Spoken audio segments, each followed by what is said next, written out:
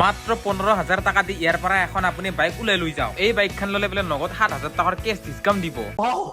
নমস্কাৰ and good morning সকলোকে। কি খবৰ আপোনালোকৰ? আশা কৰোঁ নিশ্চয় ভাল। ময়ো ভালে আছোঁ আৰু আপোনালোকৰ আশীৰ্বাদত মানে ভালে নাই মানে এই চকুটোৰ মানে অলপমান প্ৰব্লেম চলি আছে। মানে ৰাতিপুৱা শুই উঠিলে ইমান অলপমান ফুলি থাকে এনেকৈ অলপমান ডাঙৰ হৈ ফুলি থাকে আৰু দিনটো যিমানে যাই থাকে মানে আগবাঢ়ি থাকে সিমানে মানে চকু ফুলাটো অলপমান কমি যায় আৰু এনেকৈ অলপমান অসুবিধা পাই আছোঁ। সেইকাৰণে ব্লগ বনোৱা নাছিলোঁ। তো আজি ব্লগ বনাই আছোঁ, আপোনালোকে ব্লগটো চাব বুলি আশা কৰিলোঁ আৰু।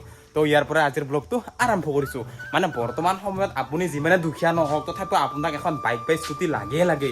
কাৰণ আপুনি যদি ক'ৰবাত যাব লগা হৈ যায়, বেলেগৰ তাত বাইক খুজিব বা স্কুটি খুজিব গ'লে কাই নিদিয়ে আজিকালি। আৰু কিয় নিদিব, সি নিজৰ পইচা দি কিনছি। এইটো কোনো কথা নহয়। মানে আজিকালি মানে গাড়ী চলালে যিটো সেই নিয়ম কানুন থাকে না, মানে ক'ৰবাত কিবা পুলিচে চেক কৰে কিবা কৰে হেন তেন সেইবিলাক ফাইন চেন লাগি যায়। সেইকাৰণে আজিকালি বেলেগক মানে গাড়ী দিব টানে আৰু টান পায়ে দেচোন দে। আৰু পেট্ৰলৰ যিটোহে দাম হৈছে না নকাবি দে আৰু। সেইকাৰণে ময়ো মানে বহুত কষ্ট কৰি যোৱা বছৰ বাইকখন কিনিছোঁ আৰু। মানে আগতে মই বেলেগৰ গাড়ী খুজিছিলোঁ, মানে দিব টান পায় আৰু কেতিয়াবা খুজিব গ'লে নিদিলে নিজে লাজ খাব লগা হৈ যায় আৰু, যিহেতু নিজে ল'ব নোৱাৰোঁ। সেইকাৰণে আপোনালোকে যদি হেন গাড়ী এতিয়ালৈকে ল'ব পৰা নাই বা আপোনালোকে বেলেগৰ গাড়ী নুখুজিব, নিজে পৰাপক্ষত লোৱাৰ চেষ্টা কৰক আৰু ছেকেণ্ড হেণ্ডে হওক বা পুৰণি হওক কিবাকে লওক আৰু। মানে বৰ্তমান সময়ত আপুনি যিমানে দুখীয়া নহওক কিন্তু বাইক বা স্কুটি এখনৰ কাৰণ স্কুটি এখন আপোনাৰ বিৰাটেই প্ৰয়োজন হয় আৰু।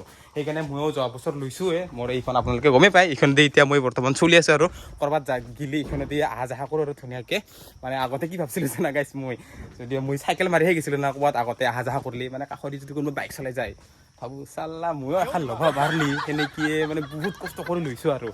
তো তাকে গাইছ, আপোনালোকে যদি এতিয়া নতুন বাইক বা স্কুটি ল'ম বুলি ভাবি আছে, এই ভিডিঅ'টো শেষলৈকে চাই থাকক। মানে মই যাই আছোঁ বকৰ মেটেল বাইক বাজাজৰ ডিলাৰত। তাত মানে বাইক ল'লে কেনেকা কি ফেচিলিটি আছে বা ডাউন পে'মেণ্টত কিমান ডাউন পে'মেণ্ট দিলে বাইক ওলাব বা জিৰ'তে ওলাব নাই কিহে ওলাব, কোনখন বাইকৰ কি দাম, সকলোবিলাক জনাই থাকিম আৰু। তো ভিডিঅ'টো আপোনালোকে শেষলৈকে চাই থাকক। আৰু গাইছ মোৰ লগত চিৰিমুটিও যাব, মানে বকত আমাৰ বেলেগ এটা আৰু কাম আছে। এইফালে চিৰিমুটিও ওলাইছে পূৰা পিংক আৰু হোৱাইট, বঢ়িয়া লাগছে তোমাক আজি।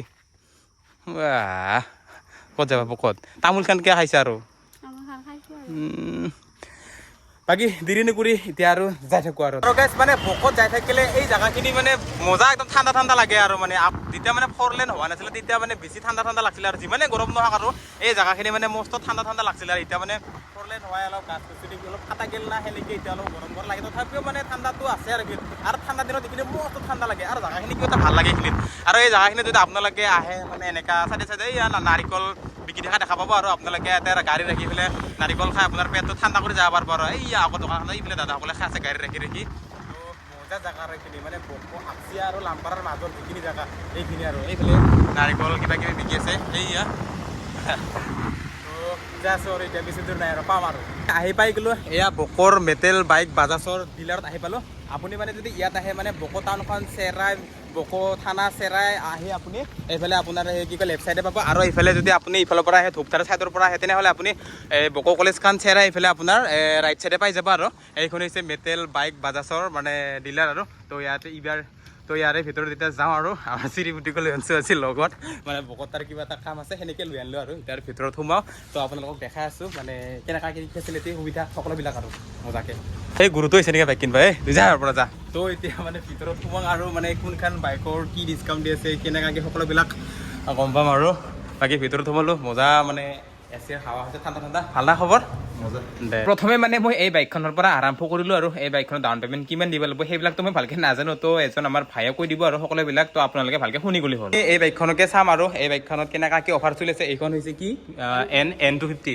তো এইখনৰ ডাউন পে'মেণ্ট কিমান দিব লাগে আৰু এইখনত কিবা ডিছকাউণ্ট কিবা অফাৰ চফাৰ চলি আছে নেকি কৈ দিয়ক। মানে ৰাইনক্সৰ আমাৰ জেকেট এটা চলি আছে, এইখনত 5,400 মান দাম আছে।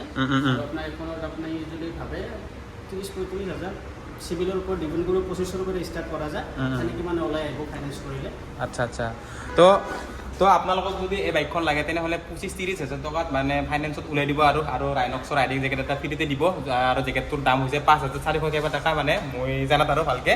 তো আৰু এইফালে বাইক আছে সকলোবিলাক দেখাই আছোঁ আৰু আপোনালোকে চাই থাকব আৰু এইফালে আছে এখন কি কয় NS200 এখন আছে NS200 অঁ এইখনত আমাৰ জেকেটৰ স্কিম এটা চলি আছে এইটো আপোনাৰ অকল NS200 বুলি নহয় NS 200 চিচিৰ পৰা আপোনাৰ আফটাৰ যিমান চিচি আছে আমাৰ ডমিনৰ 250 আৰু 400 বাদ দি কেনে বাকী গোটেইখিনিত আছে বাকী এই ধৰি লওক NS200ৰ যিমানবিলাক কালেকশ্যন আছে আপোনালোকৰ ইয়াতে আমাৰ ইয়াতে গোটেইখিনি গোটেইখিনি আছে যেনিবা এইখন ওলাব লগাৰ কাৰণে কি কয় হেৰি কি কয় লোৱাৰ কাৰণে ডাউন পে'মেণ্ট কিমান দিব লাগে এখন যদি আপোনাৰ চিভিল যদি ভাল আছে হয়, হয়। যদি পাৰফেক্ট চিভিল আছে আপুনি 25 কৰি 30,000 দিলে ওলাই যাব মাত্ৰ মাত্ৰ তো গাইজ আপোনালোকক যদি NS200 মানে যিকোনো কালাৰৰ বাইক লাগে তেনেহ'লে 25 বা 30,000 মানে ডাউন পে'মেণ্ট দিলে মানে ওলাই দিব আৰু এইবিলাক হৈছে NS কি কয় 200 মজা মজা কালাৰ বা কালাৰবিলাকৰ নামটো ভালকৈ নাজানো এইখন হোৱাইট এণ্ড ব্লেক নেকি আৰু এইখন ৰেড এণ্ড ব্লেক NS200 মানে ৰেড কালাৰ হয় এইখন যদি আপোনালোকে এতিয়াই ল'ব আহে তেনেহ'লে এই বাইকখনত গ'লে 7,000 কেছ ডিছকাউণ্ট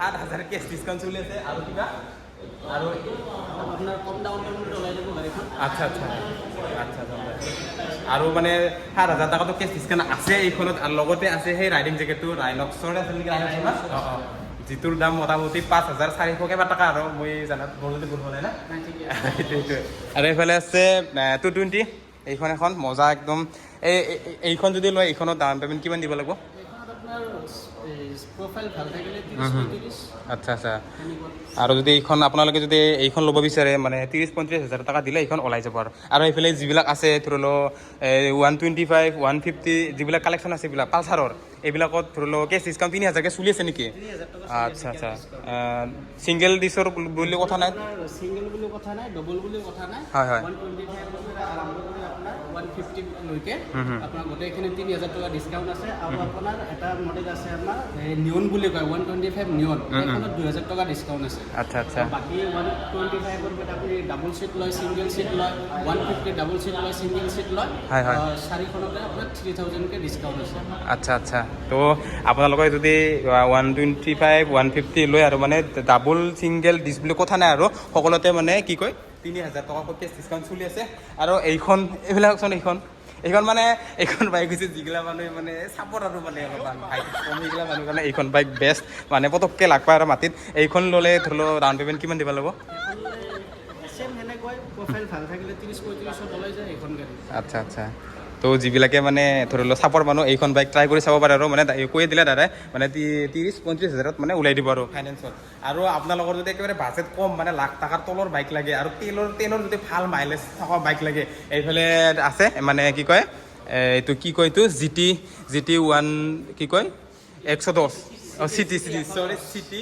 110 আৰু এইফালে আছে প্লেটিনা 110 নেকি গোটেইকেইখন দুটা প্লেট তিনিটা 110 আচ্ছা আচ্ছা এইকেইখন ল'লে ধৰি লওক ডাউন পে'মেণ্ট কিমান দিব লাগে 15 12 17 প্ৰফাইলৰ লগত কথা আছে আচ্ছা মিনিমাম আপুনি 15 দিলে ওলাই যায় আৰু আচ্ছা আপোনাৰ যদি একদমেই চিভিল ভাল তেনেহ'লে এইকেইখন বাইক আপুনি মিনিমাম মানে 15,000 টকা দিলে ইয়াৰ পৰা ওলাই নিব পাৰে আৰু এইখন যিখন N16 N160 এইখন অঁ এইখন আমাৰ দুটা মডেল আছে হয় হয় এটা স্পীড সিট এইটো এটা প্লেন সিট এইটোতো প্লেন চিট এইটো স্পীড চিট চাই নাছিলোঁ এইটো দুটাৰ দামবিলাক ডিফাৰেঞ্চ আৰু অলপ ডিফাৰেঞ্চ আছে আচ্ছা আচ্ছা পেমেণ্টটো ইয়াত 25-30 25-30 দিলে হৈ যাব আচ্ছা তো আপোনালোকক যদি N116 লাগে এইখন আছে এইখন আছে এইখন হৈছে কি কয় প্লেন চিটৰ এইখন আছে কি কয় এইখন স্প্লিট চিটৰ এইখন মানে ইয়াৰে যিকোনো এখন যদি ল'ব বিচাৰে ডাউন পে'মেণ্ট মোটামুটি 25-30,000 টকা দিলে ওলাই যাব আৰু সেইটোৱে তো আপোনালোকে যদি এই গৰমত ফেমিলিৰ লগত বা আপোনাৰ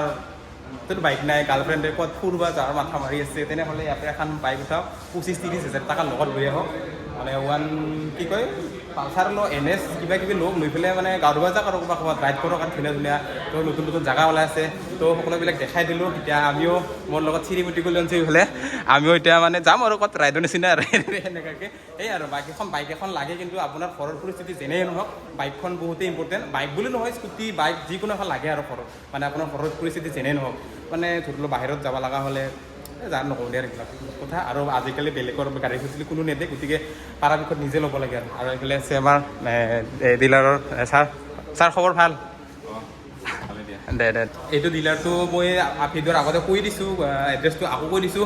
আপুনি বকো টাউন ক্ৰছ কৰি বকো থানা ক্ৰছ কৰি এইফালে আহি পেলাই আপুনি অলপ আহি পেলাই আপোনাৰ লেফ্ট চাইডে পাই যাব। আৰু আপুনি যদি বকো কলেজ চাইডৰ পৰা আহে মানে ধূপধাৰা চাইডৰ পৰা আহে তেতিয়াহ'লে আপোনাৰ ৰাইট চাইডে পাই যাব। এইখন হৈছে মেটেল বাইক বাজাজৰ ডিলাৰ আৰু বকোৰ।